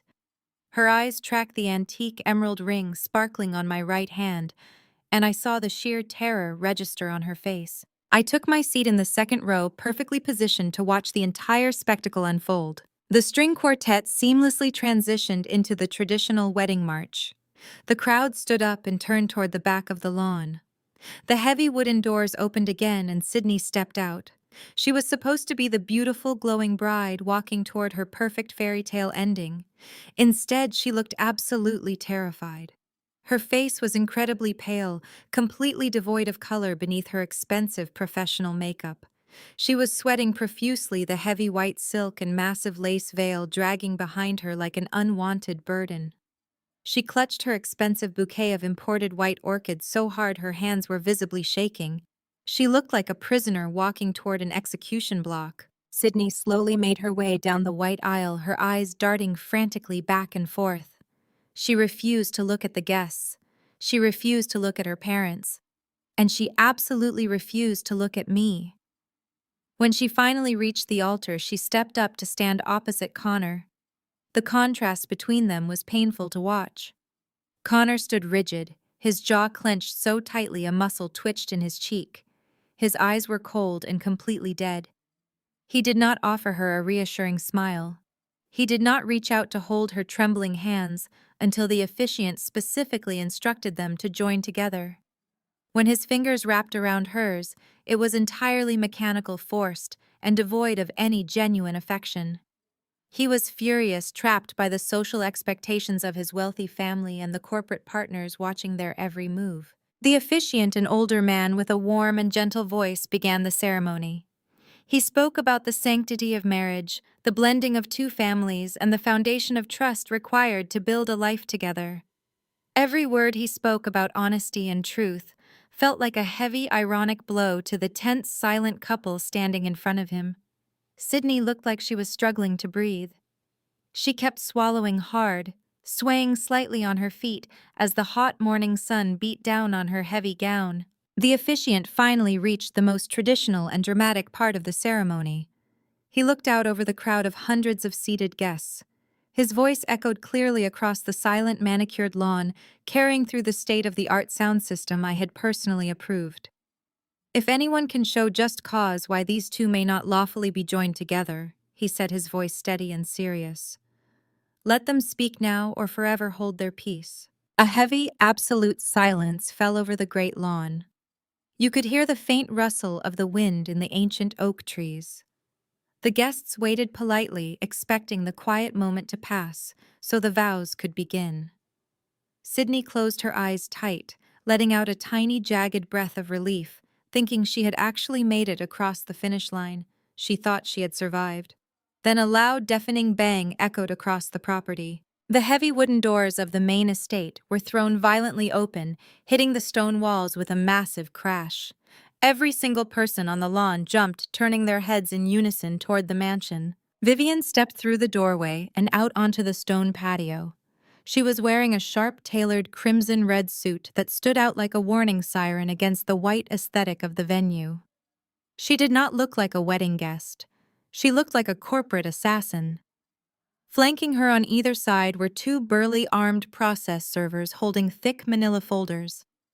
Right behind them, wearing dark tactical gear and grim expressions, were a pair of federal marshals. "I object," Vivian declared, her powerful voice echoing across the silent manicured lawn, carrying perfectly without the use of a microphone. The entire crowd gasped in collective shock. Connor's parents stood up from their chairs in total disbelief. My father dropped his jaw, staring at the federal marshals in absolute horror. Sydney let out a strangled, pathetic sob and stumbled backward, dropping her pristine white bouquet onto the grass. Vivian walked slowly and deliberately down the white aisle, the armed men walking in perfect synchronization right behind her. She stopped halfway down the aisle, staring directly at the trembling bride standing at the altar. "I object," Vivian repeated, her voice ringing with absolute cold authority. "On the grounds of felony identity theft and federal wire fraud." Total, absolute chaos erupted among the hundreds of high society guests seated on the manicured lawn. The moment the words felony identity fraud left Vivian's mouth, a collective gasp ripped through the elite crowd. Wealthy socialites clutched their pearls, and corporate titans stood up from their white wooden chairs, whispering frantically to one another. The serene morning atmosphere was completely shattered, replaced by the frantic buzzing of a massive scandal unfolding in real time. The federal marshals did not wait for the shock to settle. They marched straight up the center of the white silk aisle, their heavy boots thudding against the pristine fabric. They moved with terrifying synchronized purpose, completely ignoring the panicked murmurs of the wealthy attendees. Sydney let out a high-pitched, terrified scream and practically tripped over her massive custom train as she scrambled backward, attempting to hide behind the floral archway. My father David rushed forward, his face a mask of furious indignation. He puffed out his chest, trying to use his outdated country club authority to stop the armed men. He demanded to know what was going on, and threatened to have everyone arrested for ruining his favorite daughter's perfect day. The lead marshal did not even blink. He smoothly bypassed David's pathetic attempt at intimidation and shoved a massive, thick stack of federal indictments directly into his chest. Another process server stepped around the altar and forced an identical stack of heavy legal documents into Sydney's shaking hands. Sydney dropped the papers as if they were literally on fire. The thick packets hit the grass, scattering highly classified banking documents and felony warrants across the altar for all of Connor's elite relatives to see. She began to hyperventilate, her chest heaving up and down, as her perfectly constructed fake reality finally collapsed entirely. She looked desperately at Connor, but he had physically backed away from her, staring at the scattered federal warrants with pure horror. Vivian stood at the front of the aisle, completely unfazed by the screaming and the crying. She turned her sharp, calculating gaze toward the crowd of guests, who were now entirely silent, desperate to hear every single detail of the destruction. Vivian smoothed the front of her sharp crimson suit and addressed the crowd, her voice projecting with absolute professional clarity. She announced to the entire gathering that Sydney Williams had maliciously stolen her own sister's identity to fraudulently finance this entire lavish event. She explained that Sydney had forged documents to secure massive loans using a stolen social security number, all just to impress her wealthy new in-laws. A wave of horrified gasps washed over Connor's family. His mother actually covered her mouth with both hands, staring at Sydney with pure, unadulterated disgust. The whispers grew louder as the high society guests realized they were sitting at a wedding entirely funded by federal wire fraud. But Vivian was not finished. A slow, predatory smile spread across her face as she delivered the ultimate financial guillotine. She informed the crowd that because Sydney had fraudulently signed those venue contracts using my identity, she had inadvertently triggered a massive legal failsafe. Vivian explained that since I was the actual chief executive officer of the very estate, they were sitting on the fraudulent signatures, completely invalidated the standard escrow protections. She announced loudly and clearly that every single non-refundable wedding deposit funded by Connor's wealthy family, totaling exactly $250,000, had been legally and permanently transferred directly into a high-yield secure trust fund for my young daughter Aaliyah. The silence that followed was so heavy it felt like it could crush the breath right out of your lungs. Sydney collapsed onto the grass, completely ruined, sobbing hysterically into her expensive white tulle. Her perfect day had officially transformed into a heavily documented federal crime scene. Suddenly, a violent roar of pure entitled fury broke the silence. Connor's father, a man used to terrorizing boardrooms and buying his way out of every inconvenience, pushed his way through the front row of chairs. His face had turned a deep, violent shade of purple. He marched directly toward me, his eyes bulging with rage, completely ignoring the federal marshals standing just feet away. He stopped right in front of my chair, pointing a thick, shaking finger directly at my face. He screamed that this was theft. He roared that he would absolutely destroy my little holding company for daring to touch his family wealth. He threatened to call his elite banking partners immediately to pull every single line of credit and commercial loan my business relied on, ensuring I would be bankrupt and begging on the streets by sunset. I sat perfectly still in my sapphire gown, holding Aaliyah's hand. I looked up at the furious billionaire and let out a soft, genuinely amused laugh. It was a light, beautiful sound that completely contrasted with his red-faced screaming. "You cannot pull my loans!" I told him, my voice steady and dripping with quiet, absolute power. "You cannot destroy my company because you do not have the money or the leverage anymore. I bought your entire corporate debt portfolio from the offshore branch yesterday afternoon while you were busy trying to buy my childhood home with stolen funds. I own your commercial mortgages. I own your corporate credit lines. I own your debts. You work for me now." The older billionaire stared at me, his face draining of all its aggressive color until it was a sickly ash gray. The reality of his complete financial subjugation hit him like a physical blow to the chest. He staggered backward, clutching the lapels of his expensive suit, his mouth opening and closing without making a sound. The supreme power of the Thornton family had been entirely dismantled in a matter of seconds, and the entire congregation of elite guests had just witnessed it. He slowly turned away from me, his shoulders slumped, and stumbled back toward his seat, a completely broken man. Connor watched his untouchable father retreat in absolute defeat, and the final illusion of his privileged reality shattered into a million pieces. He turned his gaze slowly back to me. I could see the exact moment the devastating truth finally settled into his entitled brain. He was looking at the brilliant, powerful black woman he had openly disrespected, belittled, and tried to banish to the service corridors. He realized with terrifying clarity that his family's vast empire, their legacy, their luxury homes, and their massive corporate standing were now entirely beholden to me. I held the absolute power to liquidate his entire bloodline with a single phone call, and he had treated me like the hired help. Connor looked physically ill. He turned his head slowly away from me and looked down at Sydney. She was a crumpled, pathetic mess on the manicured grass. Her heavy white silk gown was stained with dirt, and her perfect bridal makeup was running down her face in dark, ugly streaks.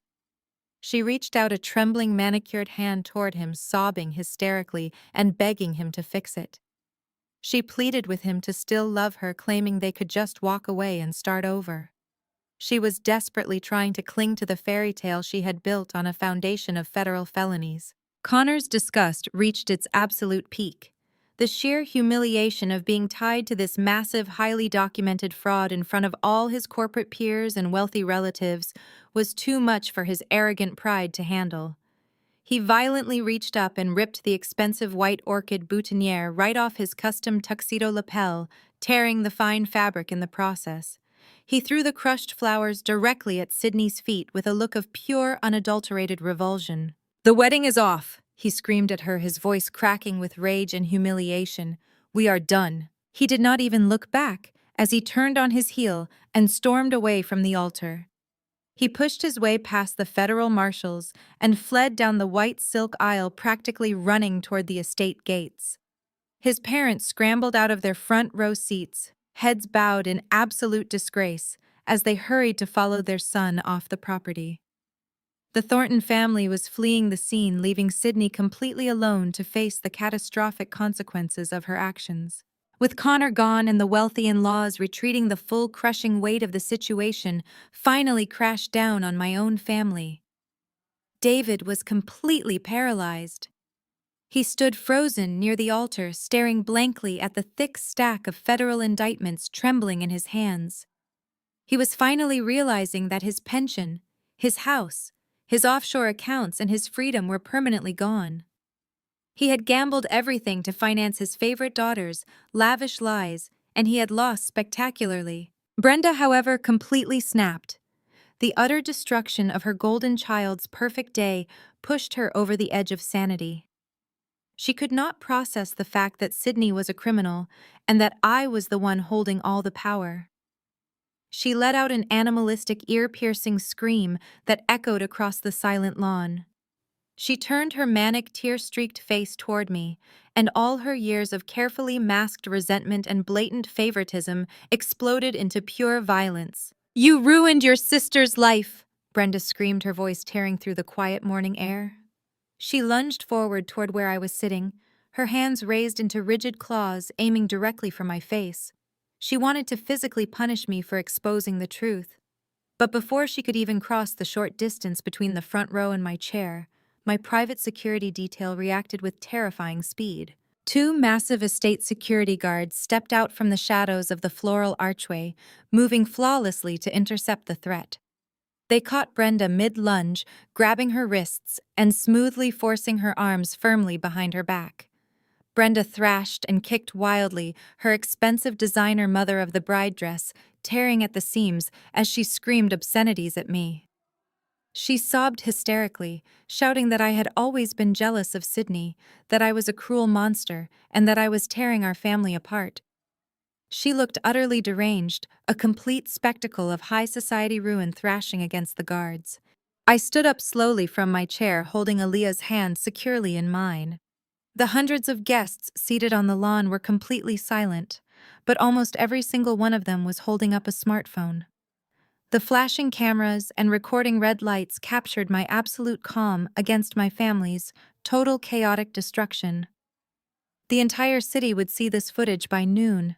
I looked down at my mother, who was still violently struggling against the massive guards. I looked at my father, who was weeping silently over his federal warrants, unable to even defend his wife. And finally, I looked at Sydney, who was curled into a tight fetal position on the ground, destroyed and entirely alone. I looked down at my family, my voice dripping with ice. "Trespassers are not allowed on my property," I said, making sure my words carried clearly to the dozens of recording phones. "Escort them out." The security guards nodded. They physically lifted Brenda off her feet, ignoring her frantic screams as they dragged her backward down the white silk aisle. The federal marshals stepped forward and pulled Sydney up by her arms, reciting her Miranda rights in a crisp, professional tone, as they dragged her away, ruining the bottom of her custom white gown on the wet grass. David followed behind them in a mindless, defeated stumble, flanked closely by the armed process servers. The elite guests watched in stunned, captivated silence, recording every single second as the golden child and her enabling parents were physically hauled off the pristine estate. Their desperate screams slowly faded down the long, oak-lined driveway, leaving me standing in absolute peaceful victory. 3 weeks passed since the spectacular implosion of the Williams family at the Grand Estate. The fallout was absolute and merciless. The federal fraud investigation moved with terrifying speed, freezing every single bank account holding an asset tied to my father David and my mother Brenda. The authorities had raided their homes, seizing computers and financial documents, while neighbors watched from their manicured lawns. The high society community that my parents had worshipped their entire lives turned their backs on them instantly. Their prestigious country club revoked their membership within 24 hours, citing the morality clause in their contracts. Even their church congregation, where Brenda had spent decades gossiping and judging others, completely ostracized them. The pastor politely asked them not to attend Sunday services anymore because their presence was causing too much of a distraction for the other wealthy parishioners.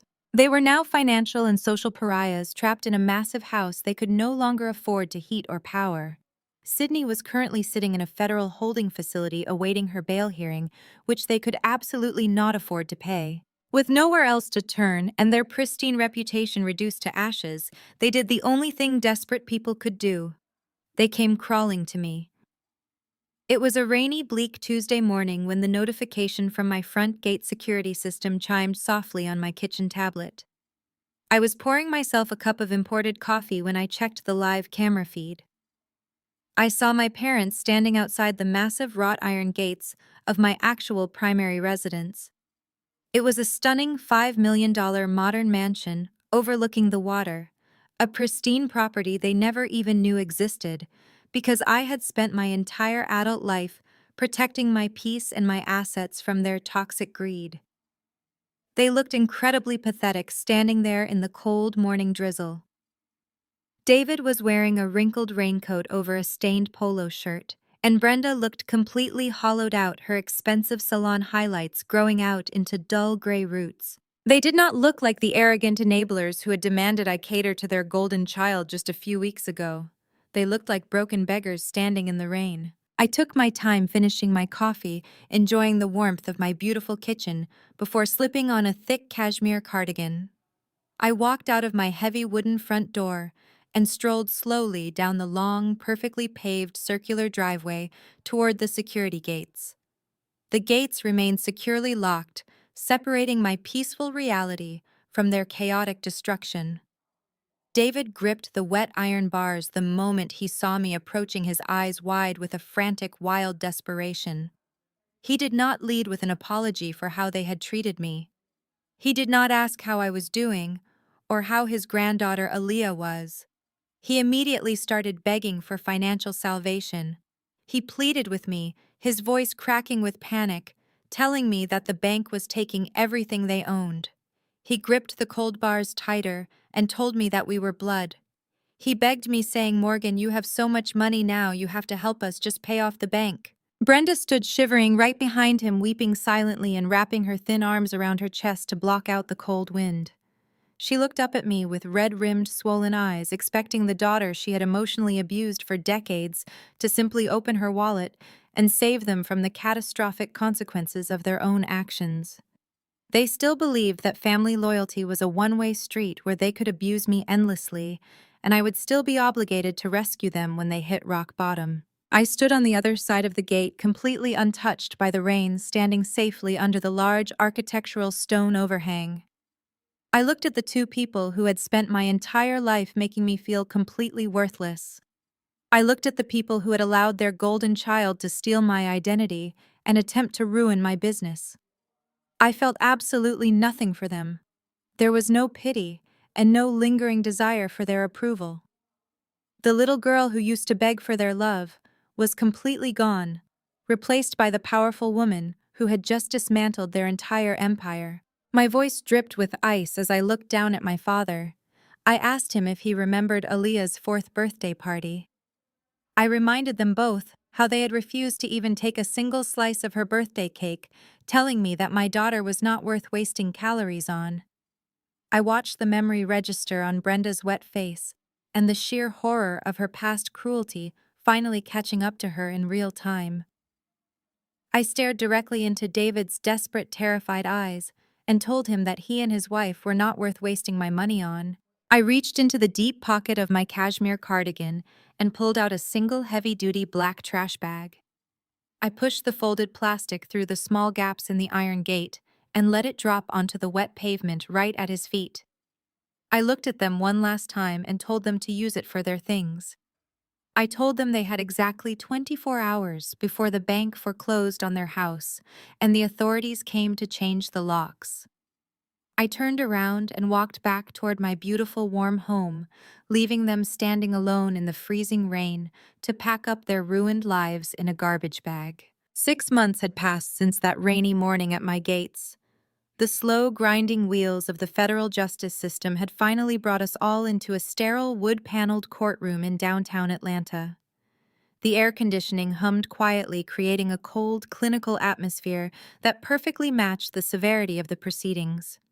I sat in the front row of the gallery wearing a tailored charcoal suit, feeling completely at peace.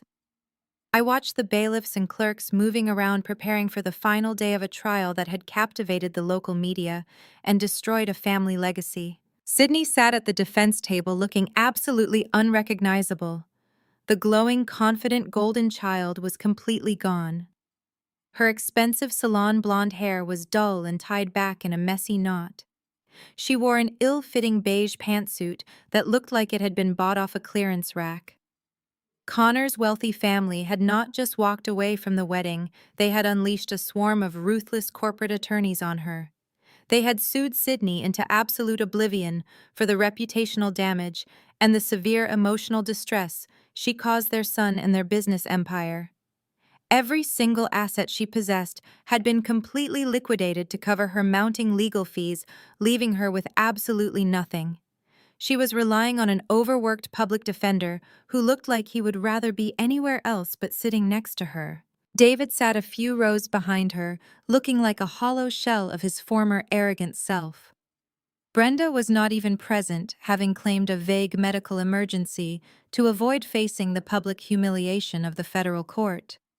They were both living in a cramped rented apartment on the outskirts of the city after the bank foreclosed on their massive suburban mansion.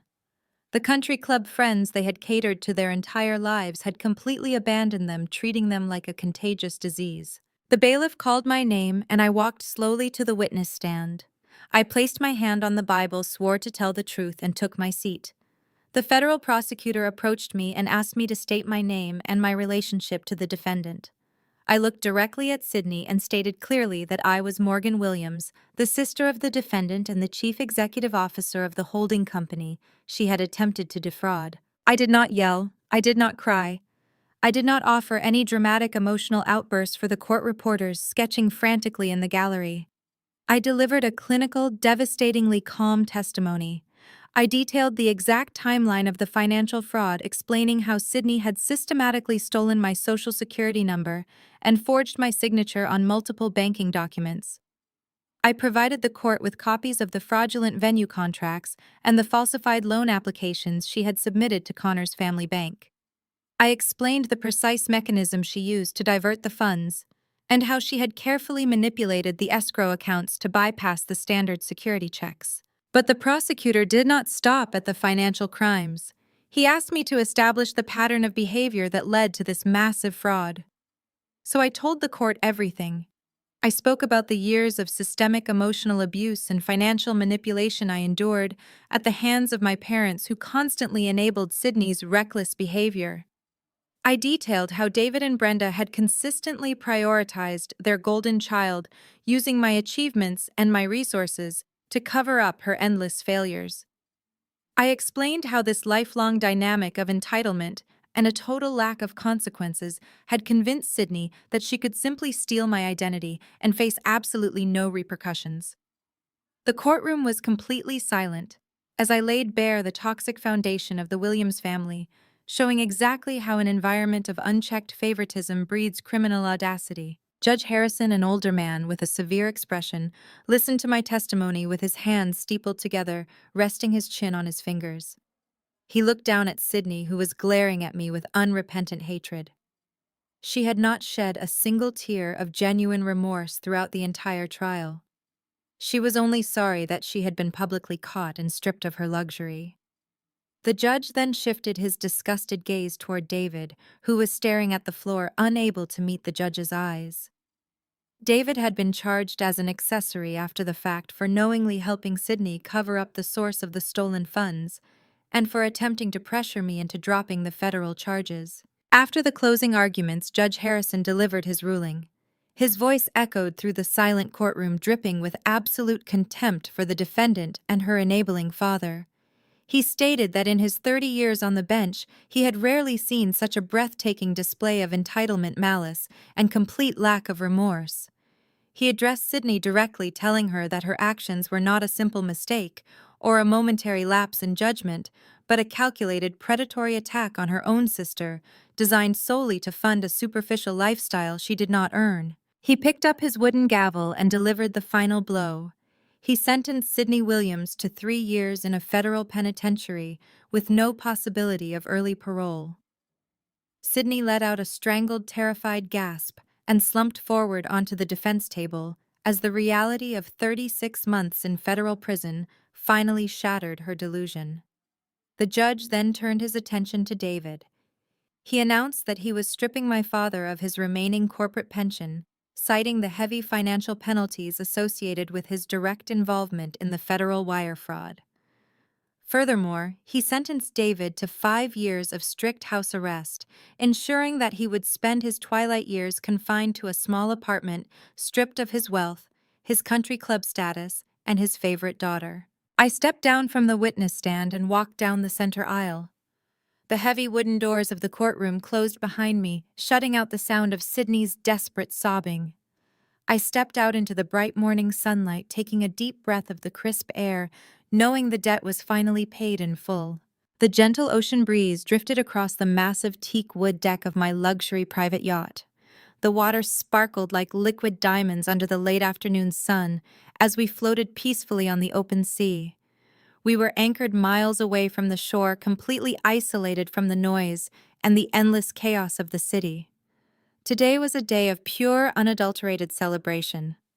It was Aaliyah's 10th birthday, and the atmosphere on the boat was nothing short of magical. I stood near the polished silver railing, holding a crystal flute of vintage chilled champagne. I looked around the expansive sun deck and smiled at the beautiful scene unfolding right in front of me. There were no toxic blood relatives invited to this party. There was no walking on eggshells to appease David or shrinking myself to avoid Brenda's cruel, bitter remarks. There was no Sydney trying to steal the spotlight or belittle my hard-earned accomplishments. The heavy, suffocating dark cloud that had hung over my entire childhood was permanently gone. Instead, the yacht was filled entirely with my chosen family. I watched Vivian standing near the outdoor bar, laughing loudly with my lead corporate design team. She was wearing a stunning white linen suit, looking completely relaxed and entirely off the clock for the first time in months. She had been my fiercest protector in the courtroom and the boardroom, and now she was simply a beloved friend, enjoying a perfect summer evening. The brilliant lawyers and dedicated staff who had helped me build my holding company from the ground up were clinking glasses and sharing joyful stories about our earliest struggles. My early mentors, the kind individuals who had guided me when my own parents were busy tearing me down, were sitting comfortably on plush white loungers, soaking in the golden hour sunlight. These were the people who had showed up for me when I had absolutely nothing to my name. They were the ones who believed in my vision long before the bank accounts had billions of dollars in them. They never demanded anything from me or tried to tear down my confidence to make themselves feel taller. They offered genuine support and unconditional loyalty. They were the ones who truly deserved to stand beside me now that I had conquered everything. The soft jazz music playing over the hidden surround sound speakers slowly faded out, signaling the main event. A team of uniformed yacht crew members emerged from the lower deck, carrying an absolute masterpiece of a dessert. It was a massive, multi-tiered birthday cake decorated in shimmering ocean colors and covered in delicate edible sugar pearls. It was extravagant and beautiful and entirely perfect for my amazing little girl. Aaliyah stood at the head of the long dining table, wearing a beautiful flowing summer dress. Her face lit up with pure, absolute joy as the crew carefully placed the incredible cake right in front of her. The entire deck erupted into a loud, joyful, and completely off-key rendition of the Happy Birthday song. My heart swelled with an overwhelming amount of love as I watched her. She was surrounded by successful, happy adults who absolutely adored her and treated her like a treasure. She did not have to constantly earn her place at this table, and she would never ever have to deal with the toxic conditional love that I grew up with. I watched my beautiful smart daughter close her eyes tightly and make a silent wish before blowing out all 10 candles in one giant breathless sweep. The crowd cheered loudly, clapping and laughing as the crew began to slice the massive cake. Aaliyah ran over to me and wrapped her arms tightly around my waist, thanking me for the best day of her entire life. I kissed the top of her head and told her to go get the biggest piece of cake she could possibly find. I took a slow sip of my champagne, letting the crisp, cool liquid soothe my throat. I turned back toward the endless horizon, watching the sun begin to dip below the waterline. The sky was painting itself in brilliant, sweeping shades of pink and deep, vibrant gold. The air smelled of salt and sweet victory. My mind briefly drifted back to the people who were not here. I thought about David sitting alone in a cramped, dark apartment, wearing a heavy federal ankle monitor. He was completely stripped of his precious country club pension and his fake high society status. I thought about Brenda, alienated from every single one of her wealthy friends, living in absolute poverty and desperately trying to maintain an illusion that no one believed anymore. I thought about Sydney wearing a standard-issue beige federal prison uniform. She was stripped of her designer labels and her stolen luxury, entirely forgotten by the wealthy in-laws who had aggressively sued her into permanent bankruptcy. They were all currently drowning in the miserable, suffocating consequences of their own toxic karma. They had spent my entire life trying to sink my spirit. They had tried to steal my future and my identity just to keep their golden child afloat. They had treated me like a disposable stepping stone and looked right through me as if I was nothing.